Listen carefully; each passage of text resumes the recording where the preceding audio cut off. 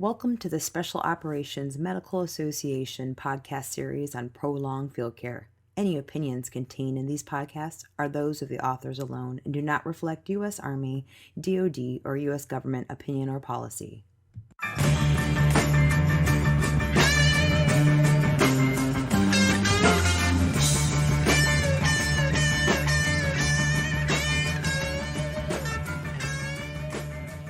All right, so in this podcast, we're going to focus entirely on opiate analgesic pain control.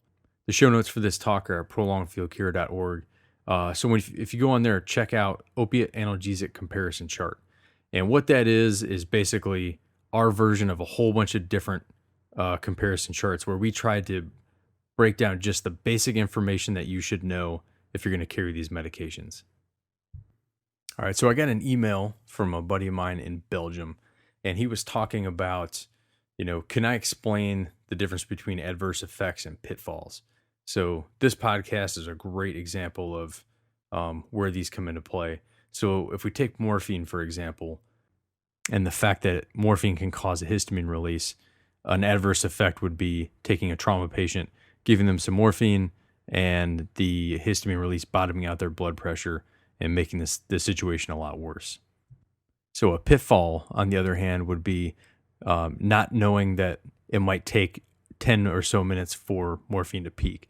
So the pitfall in this case would be a patient who is in severe pain and you dose them up with a little bit of morphine, trying to titrate it to effect, and the patient just keeps telling you they need more medication because they're still in pain, and you just keep reacting to that without waiting for the medication to peak and giving them more and more morphine to the point where you've run up a massive dose of morphine, and then it all starts to peak, and the patient gets way too deep, hypotensive, and stops breathing or something like that. So that would be the pitfall for morphine. All right, so what you're going to hear now is about a 15-minute conversation I had with Lieutenant Colonel Brad Morgans, who's a CRNA that I've worked with a whole bunch out in the field, and I can assure you that Brad definitely knows what he's talking about when it comes to opiate analgesics. So this 15 minutes is just going to be scratching the surface on a lot of these topics, and hopefully it'll generate a whole bunch more questions that you can post on the website or email to the Prolonged Field Care Working Group so that we can get that stuff answered for you. But hopefully this is just a stepping off point for us to generate a lot more discussion. At a minimum, we kind of said the baseline for all soft medics out there is that you provide opiate analgesics titrated IV. So I think this is a discussion on its own just about the different classes and, morphine versus fentanyl and a lot of people's discomfort with IV fentanyl as opposed to morphine for whatever reason. Do you think that's pretty reasonable to say that, as long as a guy can, if he's just got some morphine with him and that's it, he's met the minimum criteria to be able to care for somebody in prolonged field care? Or would you say you really got to have more tools in the toolbox if you're going to do this right? Well, you know me, so I would say you would want more tools in your toolbox. And the one reason I say that is because if you have somebody that's hemodynamically unstable, morphine can be a really bad way to go because of the histamine release and the vasodilation that it can cause. Whereas fentanyl is very cardiovascular stable. And would give you an option where, I really wouldn't want to have to use morphine on certain classes of casualties.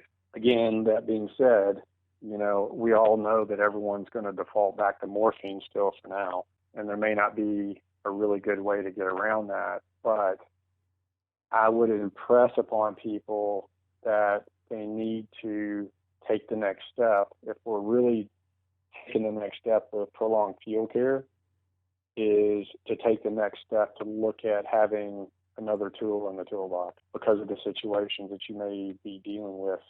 Now, not saying that having a longer acting opioid is a bad idea, whether it's morphine or Dilaudid, to control pain like long term, because you may just have someone that's got like a fractured femur, and obviously the morphine is going to last longer. But if you're trying to titrate something to set the fracture, fentanyl is a much better choice in my book. Can you talk about those issues just with morphine versus fentanyl, what you're getting one versus the other? Well, kind of in a nutshell, we've talked about how the older class of drugs, we talk about them being more of a dirty drug. And what I mean by that is it has more unwanted side effects, such as, with morphine, the histamine release is a big one, itching, this, that, and the other. The other thing about morphine, too, is that it takes a long time for it to have an onset and to have its peak effect, So, morphine, even given IV, it can take like 10 minutes for it really to start working. And for it to actually peak, it may take 15 minutes for it to actually to peak. And whenever you're trying to sedate somebody to do a procedure, obviously you're most times in somewhat of a hurry, and therefore you don't wait for the drug to work. And whenever you see the drug not working, the natural tendency is to give more and more of the drug. And then once it all peaks and, the person stops breathing and you're like, oh crap, I just caused a whole nother problem now, Yeah. Whereas something like fentanyl is a very clean drug. It's a newer drug. You don't get histamine release. It's a very strong mu receptor agonist, and you get pain relief from it. Morphine, you're going to get more sedative effects. Fentanyl, you're going to get less sedative effects. It's really straight pain control that you're getting out of it. It's going to work much quicker. Its onset's going to be somewhere around 60 seconds. It's going to peak within 3 to 5 minutes. I guess the one drawback to fentanyl would be the fact that, it's only going to last an hour. Okay. So, and then you're going to have to look at redosing your fentanyl, depending on the situation, or possibly shifting to a more long-acting narcotic like morphine or even Dilaudid. Okay. But again, it's all going to depend on, what's in front of you and what scenario you've gotten, what hand you've gotten dealt at that point in time. Okay. We another one of the conversations that's been going around is the morphine versus Dilaudid thing. And I know we had somebody write in saying, like, why is anyone carrying morphine anymore? Dilaudid's a superior drug, and I know the Rangers have completely moved to Dilaudid. What's your opinion on that? So, yeah, that's a tough one because they're both older drugs. Obviously, they both give a long-term pain control. Not really sure that one's better than the other. I know a lot of times in the recovery room, we see patients for whatever reason not really responding to morphine, and then we switch to Dilaudid, and all of a sudden, their pain's under control, and that's where a lot of times I think people are like, well, Dilaudid's way better than morphine. Okay. But at the same time, it's all in what you're going to be comfortable with and know how to use is more important to me with those two drugs than it is. Now, a lot of people will tell you that with Dilaudid, you get more of a euphoric effect. And so therefore that might be, where people get a sense of it's working better than morphine because maybe they just more out of their mind with Dilaudid than they are with morphine. I carry it. I like using it. I like using it for long-term pain effect, whereas typically I don't use morphine as much. My regimen is, fentanyl for short-term type pain and for sedation type stuff. And then long-term, most times I'll switch, as long as I can tolerate it, I'll switch them to Dilaudid for long-term pain control. All right. What about Demerol? I know you're a huge fan of Demerol, but it's still discussed out there, and I was telling you about that one doc I worked with who was an old school guy, and he was trying to order it to a remote setting, and he's like, I want Demerol, and I was like, man, are you sure? Because pretty sure that drug is old and it's garbage. And he was like, I've been using this in my practice for years. I'm totally comfortable with it. Well, there's a reason it's been kind of removed from most formularies in all the hospitals. It's because of some of the nasty side effects that Demerol can cause, especially kind of long-term use. A lot of times they saw it in people that were on like a PCA pump for like days that would just literally wig out and or have a seizure, or you know what I mean. So there were so many better options as far as pain control that it just made sense to just stop using it. Now, that being said, I mean, you're going to find it all over the world. It's cheap. It's not a great painkiller. I don't care what anybody says. It wasn't developed as a painkiller originally. So, but again, a lot of people, especially old school, that's what they learn to use, and so that's what they're comfortable with. But quite honestly, there are way better options. Again, with fentanyl and with Dilaudid or even morphine compared to Demerol. That's just kind of the gist of it. But the reason we talk about it is because of also knowing the fact that you may get stuck somewhere, and your option is to go down to the pharmacy, and there's a chance in a lot of these, third world countries that you may find it. It helps to know what a dose range is to be able to use it effectively. But again, not the drug I'm picking to throw in my toolbox. What about nausea if you're given opiates? Would you say, if you're going to give an opiate IV, you should probably give some Zofran with it? Well, I hate saying every time to anything, because quite honestly, I've given a whole lot of fentanyl and other narcotics to people that never needed Zofran, never got sick. So I typically look at the situation. You may want to look at other parts of the situation, like there's 5 different receptors in your brain that basically make you puke. If you're doing things like you're transporting somebody, and so they may get motion sickness on top of it, and you're giving them large dose narcotic, that it may be a good idea to give them Zofran. But I tend to play that one by ear. Now, I will say most of our experiences with lollipops, if guys got an 800 microgram lollipop, most of the time they wouldn't puke.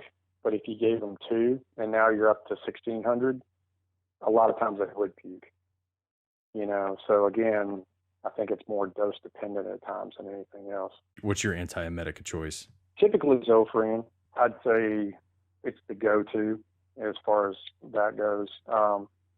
Phenergan works in a different kind of a way. A lot of times, again, back to those receptors, if Zofran isn't working after, let's say, like 8 milligrams, then you probably would try and switch to a different type of a drug like Phenergan to see if it's that receptor that's causing them to puke. Understanding, though, that Phenergan is going to cause a sedative effect. I would look at kind of the 80-20 rule and say these 2 drugs, being Zofran and Phenergan, are going to probably work 80 to 90% of the times. And if I get that weird, 1 out of 10 guy, okay. I mean, it is what it is, So you brought up scopolamine. Can you tell me what's the story behind Scope and Ope? Well, basically, kind of in the anesthesia world, especially along the lines of more trauma anesthesia, the scopolamine followed with an opioid typically has been used to treat a very unstable, especially cardiovascular unstable, low blood pressure, very tachycardic. Scopolamine is like atropine and like glycopyrrolate, but it crosses the blood-brain barrier. In the normal dose of what we use is typically 0.4 milligrams IV. What it typically does is just inhibit the person, hopefully enough that they just don't remember what's going on. That is followed by very judicious amounts of fentanyl. A lot of times it's as small as 25 micrograms at first, just to see. And again, fentanyl is very cardiovascular stable, but to see how that patient's going to react. And then we just try and keep loading them with fentanyl to the point where, we believe that, one, they're cardiovascular stable, but we're reaching a plane of anesthesia that hopefully is taking them mentally out of what's going on as far as having to operate on them or whatever. I think that's probably a good setup to talk about. We've heard this a bunch of times. Look, my guys are carrying morphine. That's fine. We're all comfortable with morphine. Why should I bother trying to get fentanyl in the formulary? And oh my God, it's so much more powerful than morphine. Why am I going to give the guys this drug? Let's just stick with morphine. That's all they need to carry. What would you say to a doc that's kind of in that state of mind? Well, I think it's like anything else, Justin. It's trying to, educate everybody across the board that, there's still a huge difference of when, pretty much everybody was in that mindset of they were going to get the casualty to, an FST or a cash within, 10 or 15 minutes. And so maybe a lot of times they never saw the effects of some of the stuff that they did with, those other drugs. Now we're talking about a completely different scenario, though. Now we're talking about you having to manage this casualty for hours and hours and hours and hours. What you're going to see if you sit there and do things like keep loading somebody up on morphine, and the bad effects that can happen from that, and then you not being able to really deal with what's going on is the other big fear. So, it's an education process. Hopefully people don't have to learn it the hard way. Better tools in the toolbox. Morphine's been around since the Civil War. There's newer and better stuff that we can give people. It just takes the time to educate, and it also takes the time to get the experience. I think most people have found that once they have started to do protocols that we've been working on for a while, how much better the outcome or how much better they are able to manage a casualty in that kind of a situation. Yeah, I mean, it sounds to me like fentanyl is safer. If the concern is morphine takes a long time to peak and the guy's going to get impatient because the guy's not getting the pain control that he's expecting, and he's telling doc, hey, I know you just gave me some morphine, but dude, it's not working. I need more. Right. I could see medics giving in to the whole, all right, man, I'm just going to give you a little bit more, and as you said earlier, it's where you get into trouble. I would think fentanyl is a safer option, especially with its peak onset being so much faster, so it's more titratable, and then without the histamine response, I would think that this should have been the go-to opiate pain control a long time ago. I just don't get why everyone's been so reluctant to look at it, but I don't know. I guess that's what you're saying is change takes a long time.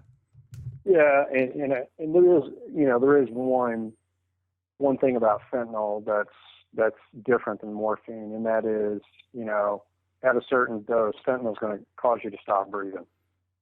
And morphine typically takes a little bit more to reach that point. But when you look at everything and have an understanding of all this, there's no cookbook for this. You've heard me say that a bunch.